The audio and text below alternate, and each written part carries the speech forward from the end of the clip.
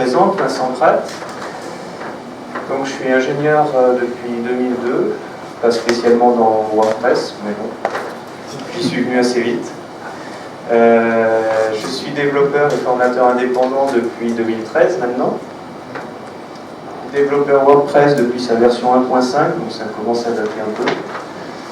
Et j'ai créé en 2013 le plugin WP Customer Area qui m'a semblé remplir un vide au niveau des espaces clients, des espaces privés en fait. Donc aujourd'hui on va essayer d'aborder un petit peu tout ce qui concerne ces créations d'espaces privés, puisque WordPress n'est pas prévu tellement pour ça à la base, mais c'est un besoin qui est demandé maintenant aujourd'hui. On va d'abord voir un peu quels différents types d'espaces membres, d'espaces privés plutôt, on va pouvoir avoir. Donc ça comprend les espaces membres, des espaces clients et des espaces collaboratifs. Et puis j'essaierai de terminer, si le temps me le permet, par une petite démonstration en direct de comment mettre en place un espace privé en quelques minutes avec justement la solution Customer Area. Donc les différents types d'espaces privés que j'ai pu identifier, donc il y a d'une part des espaces membres, donc qui concernent plus particulièrement les personnes qui font du contenu rédactionnel et qui souhaitent offrir à leurs abonnés du contenu premium par exemple. On a des espaces clients donc là qui concernent plutôt les entreprises. En gros, c'est mettre à disposition des documents privés comme des factures, des devis. Et des espaces collaboratifs. Donc là, c'est plus des espaces de partage de fichiers aussi, mais ça peut être de projets, de discussions, etc. Donc les espaces membres, il y a quelques particularités qui font que c'est un type d'espace assez particulier. En particulier, beaucoup de particuliers, un accès payant à du contenu. Et ce contenu n'est pas personnalisé selon l'utilisateur. On va y revenir. On a aussi une gestion souvent des abonnements, puisque c'est souvent le mode de commercialisation qui est adopté par les blogueurs. Ce n'est pas des ventes uniques, mais plus un abonnement à du contenu premium sur l'année ou sur le mois. On a par conséquent une gestion des paiements en ligne. Un besoin de rapport pour savoir comment les ventes se portent et une publication de contenu qui est majoritairement selon le niveau d'abonnement. Donc on peut avoir différents niveaux d'abonnement, or, argent, etc. Et qui est dans la direction du rédacteur vers le lecteur. Ça c'est important puisqu'on aura très peu d'espace membre en général où le lecteur va publier du contenu à destination du rédacteur. Quand je dis contenu, c'est au sens général du terme, ça peut être des retours, des envois de fichiers, etc. Donc là, on est à mi-chemin entre espace privé et e-commerce. Et je pense que Rémi confirmera, mais c'est quelque chose que, par exemple, WooCommerce peut gérer, et d'autres plugins plus spécialisés gèreront aussi de manière spécifique et du coup adaptée. Historiquement, WordPress a démarré comme une plateforme de blog et naturellement, un espace membre, c'est une extension de blogging puisque ça permet de monétiser un peu nos rédactions. D'accord ?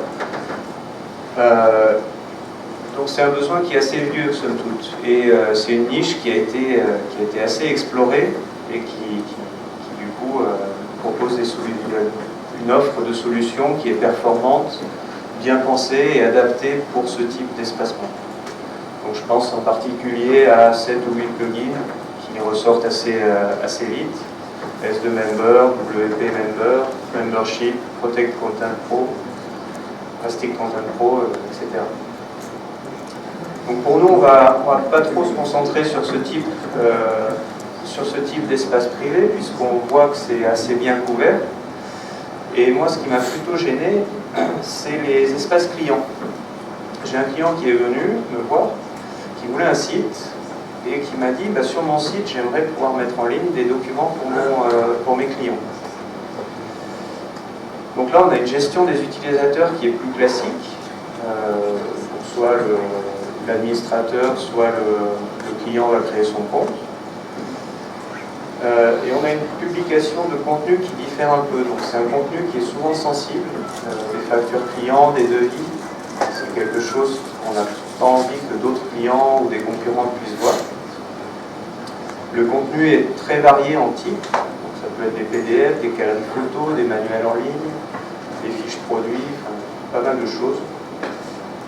Et là, comme les espaces membres, on est à 90% du rédacteur vers le lecteur. C'est le chef d'entreprise, par exemple, qui va publier à destination de ses clients. Donc la grosse différence ici, c'est qu'on met, on met à disposition de l'utilisateur une information qui est contextualisée, contrairement aux espaces membres. Donc il ne s'agit plus d'un niveau d'abonnement, mais là il s'agit vraiment de l'utilisateur. Le client lambda va voir la facture qui lui est destinée et un autre client va voir les factures qui lui sont destinées aussi, mais pas celles d'autres clients. Là, c'est vraiment contextualisé. Les espaces collaboratifs se rapprochent aussi un petit peu des espaces clients. Donc là, au sens où on a une gestion des utilisateurs qui est classique, pas dans le sens e-commerce, où on s'inscrit, on paye. Là, c'est plus des comptes clients avec des vrais mots de passe pour se connecter. Et pas juste pour voir l'état de sa livraison. Voilà. L'utilisateur est à la fois producteur et consommateur de contenu. Puisqu'on parle de collaboration, ça veut dire que tout le monde va pouvoir créer du contenu et éventuellement en consommer, en télécharger, en consulter. Et là, on reste sur du contenu qui est à la fois sensible, donc on peut se mettre dans le cas d'un espace projet, par exemple, donc ça va être des spécifications, des maquettes graphiques, des rapports, toutes sortes de contenus, qui est encore une fois sensible, qui est censé être protégé, et qui est varié. Donc là, c'est pareil, on va parler de PDF, d'images, de graphiques, mais aussi de contenu un peu plus comment dire, virtuel. Ça peut être un type de contenu projet, par exemple, avec l'avancement du projet, avec les deadlines, avec des listes de tâches, etc. Donc là, c'est au sens des années 2000-90, ce qu'on va appeler un intranet. Tout le monde va pouvoir se connecter et consulter ce qui se passe dans l'entreprise. Voilà. Et ce besoin, il est né puisque WordPress, à un certain moment, je ne me rappelle plus, dans les versions 3 et quelques, je crois, a évolué vers CMS en proposant des types de contenus personnalisés. Donc il a perdu un peu sa réputation de blog et acquis un peu sa réputation de CMS à part entière. Et les entreprises se sont dit, maintenant je peux avoir des sites WordPress plutôt que d'avoir un site avec un vrai CMS, qui était prévu pour ça. WordPress est devenu CMS, les entreprises ont eu des sites WordPress, et elles se sont dit, maintenant que j'ai un site, ce qui serait bien, ce serait de pouvoir faire du e-commerce, par exemple, et avoir un espace où mes clients puissent télécharger des factures, où je puisse partager mes projets avec mes collaborateurs, etc. Et c'est là que personnellement, j'ai trouvé une offre qui était assez inégale et peu diversifiée. Quand j'ai eu à remplir le besoin de mon client, j'ai trouvé assez peu de choses, même en faisant un petit peu. Alors on a la solution d'abord du bricolage. On tape sur Google, espace privé, créer un espace privé en anglais de préférence, puisqu'en français on ne trouvera pas grand-chose. Et en gros, on nous dit de chercher les 5 ou 10 plugins qui vont bien. Après, on voit le besoin du client, mais souvent on va devoir faire un petit peu de développement, si on est développeur, sinon tant pis. Et puis à chaque mise à jour, on se retrouve avec une dizaine de plugins qui sont dédiés à l'espace client, qui s'ajoutent à d'autres plugins bien sûr, comme vous savez. Et puis quand on a une mise à jour, chaque plugin peut avoir des mises à jour qui vont casser un peu le truc. Donc il va falloir prévoir un budget maintenance assez conséquent, ce que le client ne va pas forcément apprécier. Donc moi j'aurais tendance à dire que ça c'est une solution que j'aurais peut-être exploré pour un projet personnel, mais pour un client, j'aurais pas osé lui demander ça. D'ailleurs, j'ai pas osé. Donc quelques plugins qui pourraient par contre être utiles et qui est toujours bon de connaître, qui sont vraiment utiles dans pas mal de cas. Donc Gravity Forms, qui permettra de créer des formulaires pour envoyer du contenu, par exemple. Pour peu qu'on sache les protéger, etc. PITS Login Redirect qui permet d'avoir des formulaires de connexion directement en ligne dans le site. Advanced Custom Fields, je pense c'est pas la peine de présenter, mais qui permet de rajouter des métadonnées au type de poste. Types qui permet pour ceux qui ne programment pas de créer des types de contenu directement depuis l'interface WordPress. Strict Content qui là du coup va permettre de protéger certains types de contenus. Donc voilà, toute une série de plugins qui peuvent être utiles mais qui ne va pas forcément être facile de faire marcher ensemble et être une solution, on va dire, développement durable. Ensuite j'ai trouvé WP Client donc, qui sort très vite sur Google quand on cherche, donc qui est payant, ce qui n'est pas un mal en soi. Donc on en a entre 60 et 350 $ US selon le nombre de sites qu'on veut le déployer et selon les modules qui sont en bonus. Donc, selon chaque type de licence, on va avoir différents types de modules. C'est un plugin qui est relativement ancien, donc ça j'ai mis dans la case des plus, puisque c'est souvent un gage de pérennité de ce que j'ai tracé dans leur changement dans leur blog. J'ai pu remonter à 2012 je crois, sachant qu'ils en étaient déjà une version 2. quelque chose, 2.4. Donc c'est assez ancien, assez connu.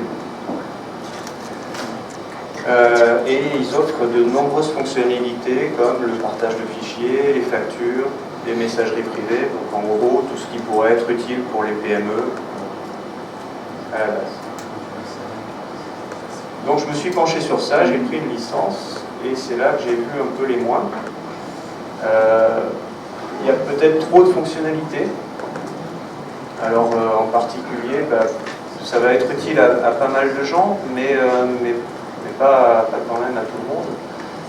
Pouvoir envoyer des SMS à ses clients pour faire des rappels, gérer des newsletters, gérer les abonnements. Donc il y a une liste assez impressionnante de fonctionnalités qui correspondent en somme à des petites niches qui remplissent des vides. Mais le problème, c'est qu'ils ont incorporé tout dans la même solution. Ce qui fait qu'on se retrouve avec un gros plugin. Il n'y a aucun thème premium. Donc ça, j'ai pas trouvé de thème qui soit optimisé pour ce plugin-là. Donc ce qui fait qu'on va avoir un boulot d'intégration quand même assez conséquent à prévoir. C'est assez dur de sortir du plugin une fois qu'on l'a installé, puisqu'ils n'ont pas utilisé beaucoup de choses que WordPress offre. Donc ils ont des tables personnalisées en base de données. Donc, ce qui fait qu'ils utilisent somme toute assez peu les métadonnées d'utilisateurs par exemple. Et la chose qui m'a surtout refroidi, c'est le code qui est encrypté, que j'avais encore jamais vu. Mais bon, j'ai acheté le plugin, je me suis retrouvé avec du PHP encodé en base 64. Donc, comme développeur, ça m'a un peu refroidi. On a un problème, on n'est pas capable d'aller voir où est le bug, ou alors, si on a une petite modification à faire, impossible. Voilà. C'était les deux solutions que j'ai trouvées à l'époque. Donc, du coup, je me suis dit, je vais créer mon propre plugin pour ce client parce que j'ai rien trouvé de satisfaisant. C'est là qu'est né Customer Area. Donc là, le plugin est sur un modèle freemium, on va dire. Donc en gros, un plugin de base gratuit qui permet... Vincent, est-ce que tu peux parler plus près du micro, s'il te plaît, parce qu'au fond, on a du mal. Voilà, merci beaucoup. Donc un plugin gratuit qui permet de faire un certain nombre de choses. Et puis, comme WooCommerce, comme Easy Digital Downloads, une série d'extensions qui chacune doit couvrir un besoin particulier. Donc là, si on prend, il y a 13 extensions actuellement. Si on prend toutes les extensions, on en aura pour 260 € par exemple pour un seul site pour déployer et 780 € en nombre illimité de sites par exemple. Donc voilà, le coût est adapté en fait aux fonctionnalités dont on a besoin. Donc dans la série des plus, évidemment j'ai créé le plugin, je vais essayer d'être aussi objectif que possible. Donc dans les séries des plus, on est sur un plugin qui est open source, donc ça veut dire que tout le monde peut contribuer, corriger des bugs, tout le monde a une vision sur le code, ce qui est assez important. On a des fonctionnalités qui arrivent à la carte, on ne se retrouve pas tout de suite avec un énorme plugin, avec des modules à activer, désactiver, etc. Il a été conçu par un développeur et surtout pour les développeurs et les intégrateurs, ce qui fait que dès le départ, je me suis creusé la tête pour faire que le plugin puisse être, même s'il n'est pas complet, vu qu'il est assez jeune, puisse être modifié par des gens qui auraient des besoins spécifiques, s'il y a une extension qui n'existe pas, ou pour les intégrateurs qui n'aient pas à se casser la tête sur comment modifier le HTML qui est à tel endroit. Et quelque chose qui pour nous est assez important, il est 100% bilingue, depuis assez peu, grâce à Aurélien en particulier, puisque le site a été refait en anglais et en français, donc ça veut dire documentation, forum de support et fichiers de traduction qui sont 100% français. Il y a d'autres langues aussi qui sont disponibles, il y a des gens qui ont contribué, mais pour nous ça peut être assez intéressant. Dans les moins, le plugin est encore jeune, donc il manque certains modules que WP Client a. Donc, pour ces besoins-là, peut-être ça peut être intéressant de faire appel à WP Client. En particulier la facturation, qui peut être assez importante pour des PME, la gestion des paiements en ligne des factures. Bon, ça c'est peut-être pas très important pour des entreprises, puisque souvent ça se passe par virement, etc. Pour des indépendants, ça peut être assez intéressant. Des fonctionnalités de CRM qui sont un peu plus poussées, mais ça en même temps, le plugin utilise tout ce qui est natif dans WordPress pour les utilisateurs, donc là il y a peut-être à creuser côté plugin de CRM qui existe déjà. Et éventuellement la gestion des abonnements, c'est quelque chose qui a été demandé par des gens qui cherchent à construire des espacements, bizarrement, qui visiblement ne trouvent pas certaines fonctionnalités dans les espacements et qu'ils trouvent dans Customer Area. Et pour finir, comme WP Client, mais dans une moindre mesure, il manque des thèmes optimisés et premium, donc sachant que là on a un thème exemple qui est disponible gratuitement et qui permet quand même d'avoir une bonne idée de savoir comment on fait pour avoir un thème optimisé quand on a construit son thème pour le client. Donc ce que je vous propose, là, il nous reste 5 minutes à peu près, c'est d'essayer de voir un espace client de base, on va dire pour un photographe, qui lui permette de publier des factures, des devis, des tarifs confidentiels par exemple, et qui permet au client de le contacter facilement. Voilà, donc ça c'est le site. Donc pour gagner un peu de temps, j'ai fait une installation vierge de WordPress dans laquelle j'ai tout simplement créé une page d'accueil qui sera la page de notre photographe qui se trouve être l'inventeur de la photographie. Sur ce site, j'ai le thème 2012, version optimisée entre guillemets pour le plugin. C'est disponible gratuitement, il n'y a pas grand chose à ajouter dessus. Et j'ai déjà installé, enfin j'ai pas installé, mais j'ai juste mis en place les plugins qui vont nous être utiles. Et créer un utilisateur d'un client. Donc en gros, pour vous suiviez, dans Chrome, je vais essayer de faire ce qui correspond à la partie mise en place administrateur. Et dans Explorer, je vais simuler mon client qui va pouvoir se connecter et voir ses factures. Donc là, on active le plugin. Donc a priori,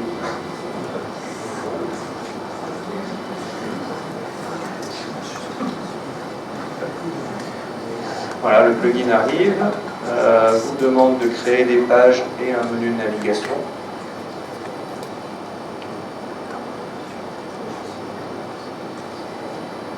Une fois que c'est fait, il vous avertit que par défaut, le plugin, vu qu'il est censé être sécurisé, n'offre un accès qu'aux administrateurs. Donc c'est à nous de configurer les permissions et les capacités pour chaque client, pour chaque rôle utilisateur, ce qu'on va faire.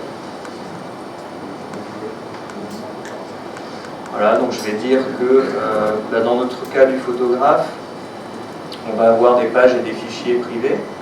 On va se dire qu'on va publier des galeries photos dans les pages privées et puis on va lui mettre à disposition des factures format PDF dans les fichiers privés par exemple.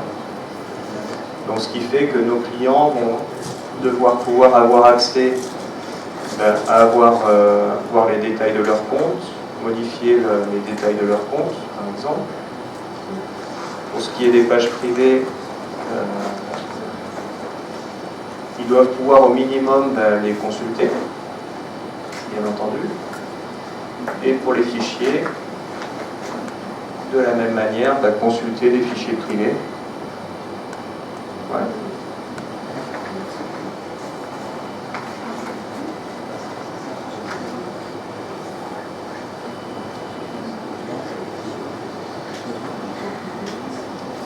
Une fois que les configurations de base ont été faites, on va pouvoir commencer à publier du contenu privé, donc ce n'est pas très difficile, tout va bien. Donc l'idée, ça a été de fournir une solution qui est simple d'emploi. Donc là, comme on voit, le plugin gratuit, par défaut, permet de publier des fichiers et des pages privées à destination d'un utilisateur unique. Il y a des extensions qui permettent de publier à destination de rôles entiers. Plusieurs utilisateurs choisis à la main, des groupes d'utilisateurs, pas mal de choses différentes.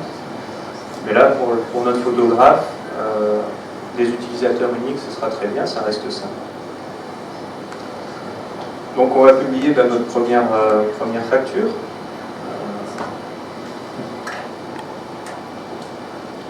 On se rend dans les fichiers privés. Je vais parler un peu fort.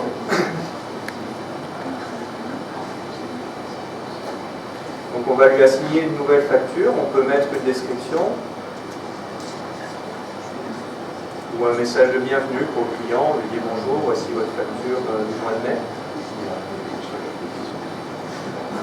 On peut catégoriser tous les fichiers, donc ce qui fait qu'on pourra avoir pour le client une classification des fichiers qui pourrait être plus facile pour lui de les retrouver. Donc je pense en particulier à classifier les factures, les devis.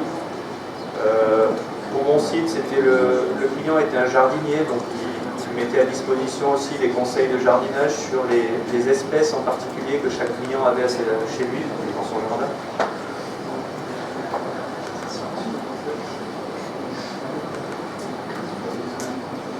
On va choisir un fichier, donc là,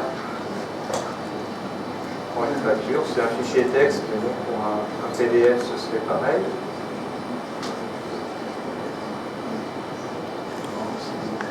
Et on va sélectionner le propriétaire. Donc là, on voit que le propriétaire est masqué. En fait, tout simplement, c'est que pour l'instant, je n'ai pas d'autre utilisateur que l'administrateur. Donc, pour l'instant on va enregistrer. Et on va créer notre utilisateur. Donc voilà, comme on voit, j'ai une facture qui est pour mai 2015, qui pour l'instant appartient à l'administrateur.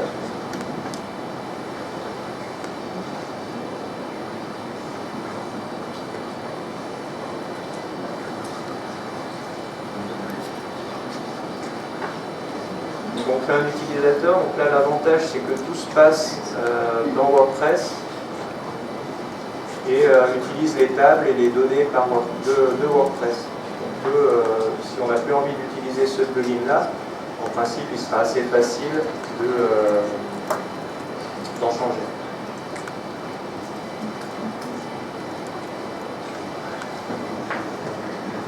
Donc là on va sélectionner le propriétaire du fichier,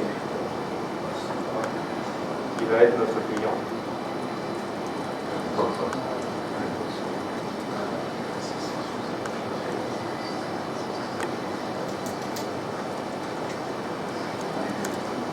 Et on va pouvoir demander à notre client de se connecter, ainsi.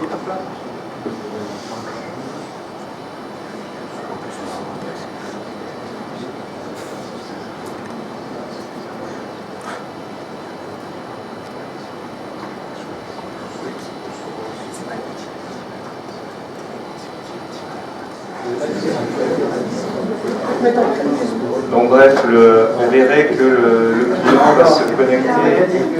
On va le faire ici.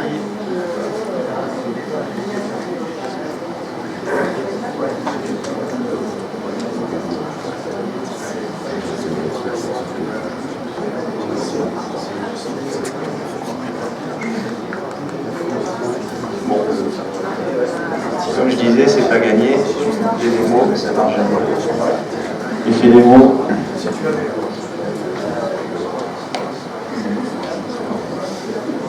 Donc en gros, moi je me tiens à votre disposition. Après, si quelqu'un veut regarder un peu, j'ai mis en place un site avec un peu plus de contenu déjà pour montrer un peu plus de fonctionnalités que juste partager un fichier. Donc là, on a vu quand même qu'en 5 minutes, on a pu arriver à partager quelque chose avec un client. Le reste n'est pas beaucoup plus compliqué que ça.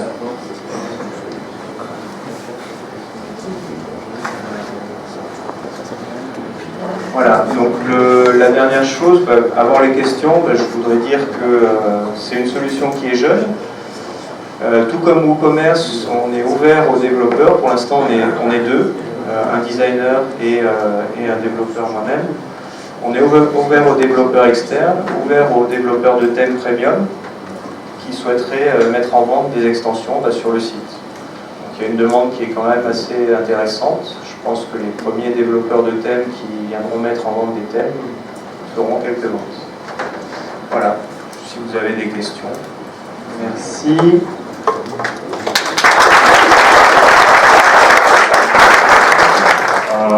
C'est une question plutôt technique. Au niveau de l'intégration avec un thème premium, pourquoi votre plugin ne marche pas tel quel avec un thème ou il faut faire quelque chose de plus?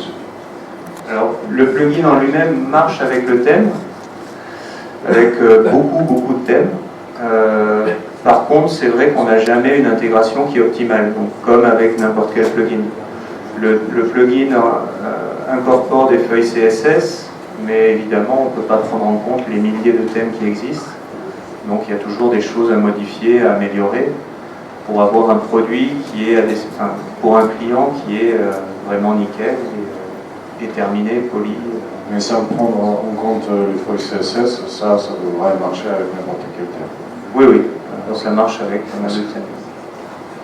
Il faut savoir que c'est en place chez pas loin de 1000 acheteurs d'extensions et 60 000 téléchargements, et on doit être pas loin des 7000 installations actives.